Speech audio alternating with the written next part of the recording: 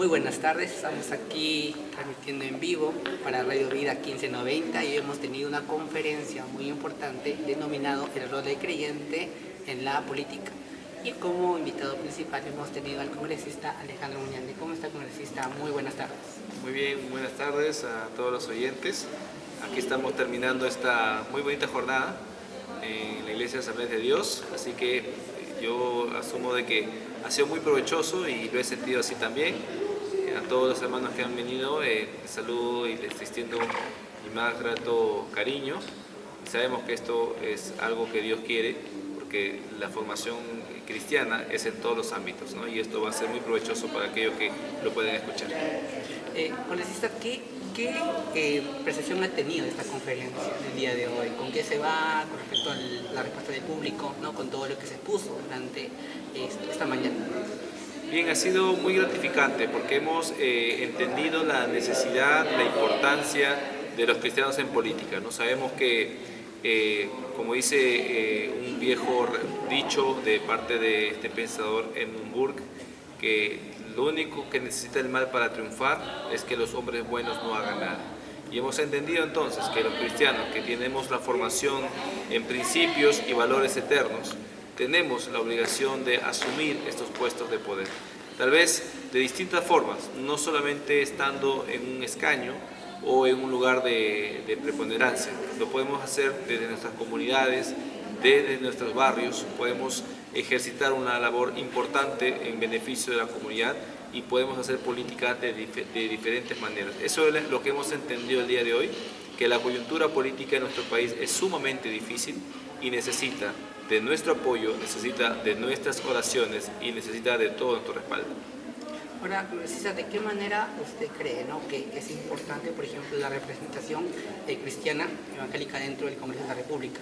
Bueno, no en cuanto a nombre, sino en cuanto a propuestas, ¿no? Porque sabemos que en este tiempo se necesitan mucho los principios bíblicos dentro de nuestro Congreso de la República y todas las esferas políticas que hay. Entonces, dependiendo de ello, ¿qué importancia, ¿no?, usted nos podría mencionar? Claro.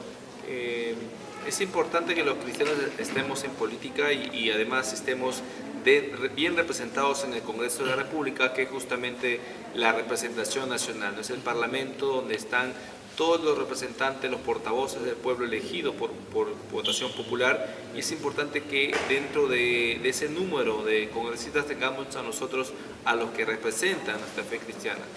¿Quién más que un cristiano para conocer nuestra realidad cristiana, ¿no? La situación de las iglesias evangélicas y sobre todo conocer nuestras principales demandas? Lo único que queremos nosotros evangélicos, los cristianos en general, es que se respete las libertades, se respete nuestro derecho como padres de formar a nuestros hijos conforme a nuestras convicciones y creencias, ¿no? Que se respete nuestra libertad de culto, nuestra libertad de reunión, nuestra libertad de expresión. Y eso se hace muy bien desde el Congreso de la República. Y hoy tenemos a varios cristianos, ¿no? Son como 5 cristianos ya identificados en este Congreso que comparten nuestra fe y que tienen también como bandera de lucha la defensa de nuestras libertades. Mientras tengamos a representantes en el Congreso de la República, vamos a seguir gozando de esas libertades, porque justamente para poder restringirlas se necesitan de leyes, y las leyes son aprobadas o desaprobadas por el voto de los congresistas. Por eso es importante que siempre tengamos a representantes. Esta vez tenemos un número tal vez pequeño pero significante. Ya en las próximas elecciones vamos a tener que elegir a muchos más representantes. Ahora, en estos 100 tantos días que va de gobierno, ¿cómo usted podría más o menos mencionar o hacer un pequeño balance, ¿no?, de toda la influencia que se está viniendo de este grupo representativo, ¿no?, del cristiano dentro del Congreso de la República? ¿Qué podría mencionar exactamente qué se ha avanzado hasta este momento? ¿Qué proyectos vienen, por supuesto, de aquí más adelante, ¿no? Mire, tenemos una coyuntura política bastante difícil. Tenemos un gobierno que prioriza una agenda ideológica, una ideología que es contraria muchas veces a nuestra formación cristiana. Entonces, nuestro trabajo se basa en la resistencia de esa ideología, ¿no?, en fiscalizar esas actuaciones, ¿no?, y además de ser propositivos también. Y en este caso, claro, tenemos pocos días todavía, pero ya estamos haciendo algunas cosas, se han aprobado algunas mociones interesantes, como la moción que declara de interés nacional el Día de la Familia Peruana, ¿no? Eso ha sido promovido por la pastora Milagros Aguayos, ¿no? Ella también ha presentado un proyecto de protección y que le reconoce derechos al concebido.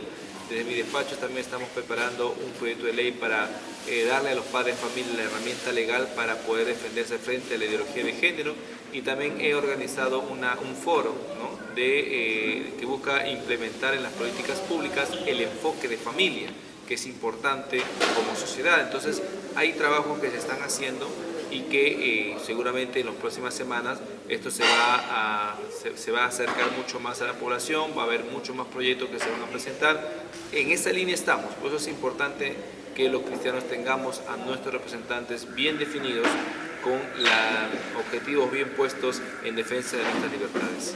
Ahora, pasando también a otro tema, usted, por ejemplo, ¿qué opina que si las iglesias deberían implementar temas de políticas dentro, ¿no?, de sus propias organizaciones, deberían promover, o en todo caso ellos son los que deberían liderar, o desde el Congreso se puede plantear ciertas leyes para generar esto, ¿no? Quizás leyes no, pero sí propuestas, proyectos para visitar algunas iglesias, ¿no? Sin importar, por supuesto, la denominación. Sí, mira, los cristianos tienen de una u otra manera una responsabilidad frente a la política. La política no es mala ni buena per se, depende de cómo se le use.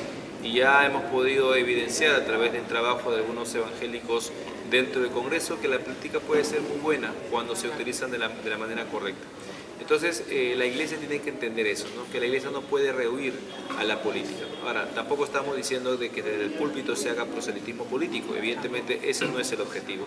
Pero lo que sí se puede hacer es crear escuelas, ¿no?, de liderazgo en los jóvenes, desde las escuelas dominicales a formarlos en conciencia cívica ciudadana.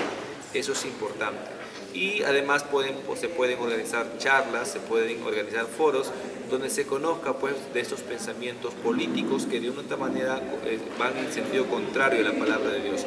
He sido testigo, y con mucha pena lo digo, de que muchas veces no es tanto el pecado o las cosas malas del mundo lo que se llevan a veces a algunos jóvenes, sino a veces son las ideologías las que arrastran a algunos jóvenes cristianos a dejar la iglesia. Entonces allí también hay un deber, hay una responsabilidad que se estaba dejando de lado por mucho tiempo, pero que grupos como el de usted, grupos como Sinergia, como Fundación, ¿no?, grupos que tienen a bien, sienten esta necesidad, es importante que se sigan creando, que se sigan articulando, y los pastores tienen que dar apertura para que eso se pueda seguir difundiendo. Claro, esto es cierto, porque un gran porcentaje de jóvenes y adolescentes cuando pisan la universidad, ¿no?, o institutos, por ejemplo, sí, se dan cuenta que todo lo aprendido durante la iglesia, su formación cristiana, no fue necesario para, o mejor dicho, suficiente para enfrentar estas nuevas ideologías, ¿no?, que se presentan en las universidades y institutos públicos. Y bueno, es necesario implementar también lo que usted acaba de mencionar, esa conciencia ciudadana, cívica dentro de las iglesias, también profundizar, ¿por qué no? Claro, obviamente separando lo uno de lo otro, ¿no?, para no caer también en el proselitismo. Ahora, pastor, dentro ya hablando también, como les decía, hablando también dentro de del partido mismo, de Renovación Popular, ¿cómo ustedes están ya más o menos viendo, ¿no?, con referente a la defensa de la familia, con referente también, por ejemplo, a la vida, ¿no?, a la defensa de la vida? Mira, el tema de la lucha pro vida, pro familia, no se reduce solamente a oponerse al aborto o a la ideología de género. Cuando uno se dice que es pro vida, tiene que hacerlo de todos sus ángulos, de todos los ámbitos. Y uno es pro vida, por ejemplo, cuando lucha por mejorar la calidad de los ciudadanos, ¿no? Por ejemplo, luchar por el fortalecimiento de las ollas comunes, el fortalecimiento de los comedores populares, ¿no es cierto?, fortalecimiento por programas a las madres gestantes, fortalecimiento de la salud de los ciudadanos para que no existan estos precarios sistemas que muchas veces no se dan abasto, fortalecimiento, por ejemplo, de la reactivación económica para que las familias tengan los medios para poder subsistir. Y cuando hablamos, por ejemplo, del fortalecimiento de la familia, también estamos hablando de proyectos que impulsen y motiven a las personas a estar mucho más tiempo en familia, ¿no?, que no se estén separando, o a políticas de fortalecimiento familiar frente al tema de violencia, ¿no?, que no se enfoque desde un lado nada más feminista, o de un enfoque feminista del tema de la violencia doméstica, sino que se le vea de una manera mucho más integral, ¿cierto? Todos estos proyectos se están elaborando desde Renovación Popular. Hemos presentado ya varios proyectos de ley que tienen que ver justamente con la protección de la familia, el fortalecimiento de la vida, el fortalecimiento de las ollas comunes, la involucración de los jóvenes en el desarrollo social, como la ley del voluntariado, y todos esos proyectos que de una u otra manera sí buscan fortalecer el núcleo básico de la sociedad. Bien, y también un último mensaje que podría dejar, por ejemplo, a todas las familias, ¿no?, del Perú que nos está viendo a través de aquí de Radio Vida. ¿Qué mensaje podría mencionar respecto a lo que se viene trabajando, ¿no? Y también para poder, por supuesto, animar y motivar a que sigamos enfrente a todas estas ideologías, pensamientos, doctrinas que se contraponen, ¿no?, evidentemente a los principios cristianos. Sí, mira, la familia es y será siempre el último foco de resistencia frente al totalitarismo. Por eso es importante fortalecerlo. Los mayores casos de violencia contra la mujer o violencia contra los niños provienen de la familia. ¿Producto de qué? Producto del rompimiento de los lazos, producto de la descoordinación, de la falta de diálogo, de la falta de comunicación. Es importante ahí que todos tomemos conciencia de eso y que todos luchemos por el fortalecimiento de la familia. No va a ser el Estado quien solucione todos los problemas.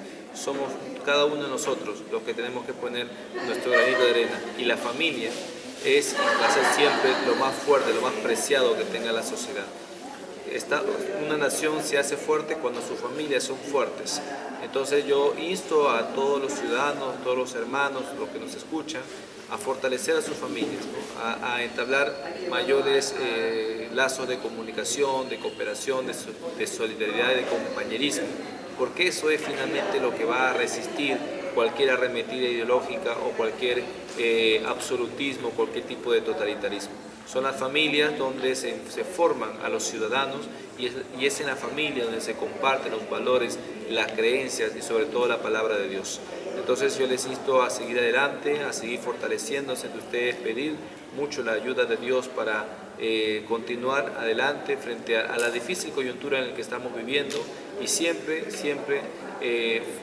buscar nuestra formación, buscar siempre conocer qué es lo que estamos viendo alrededor, de qué tratan estas ideologías, qué cosa quiere el comunismo, qué cosa busca el liberalismo y cosas así. O sea, es importante que nos empapemos, pero sobre todo, cimentarnos en la palabra de Dios, que es lo más importante.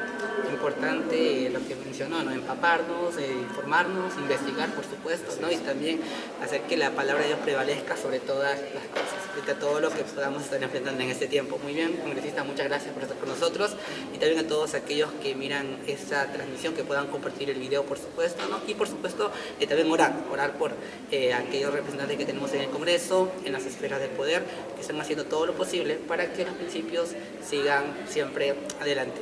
Muchas gracias y que Dios los bendiga.